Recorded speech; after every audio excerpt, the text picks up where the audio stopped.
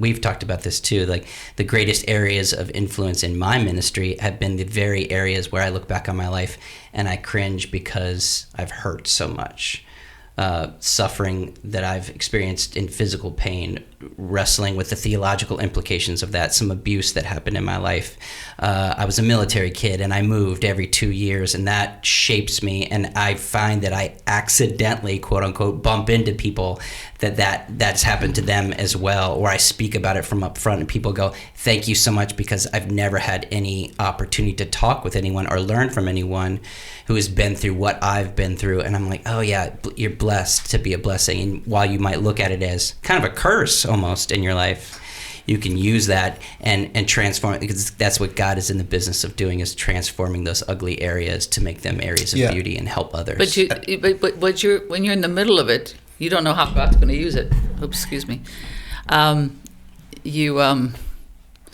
It's hurtful. Yeah, you don't see yourself in the future using what you learned in that. Right. It's just miserable, but you hang on and you trust God, and you don't know where you're going. It's just one moment at a time. Right. Yeah, and I think one of the things we can help people with is if you understand the Corinthians 2 passage, or 2 Corinthians 1 passage, you have some preparedness.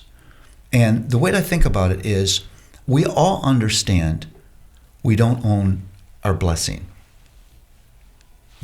God brings blessing into our lives, and it's for His purpose, His glory. But here's what's important to understand. I don't even own my suffering. I don't own my suffering. Mm-hmm. That belongs to the Lord, because He would redeem those moments for a much greater purpose than just that I would be okay. I'm thankful that He's committed to that. Yeah. That He meets me in those moments, because I don't know where I'd be. But it doesn't end there.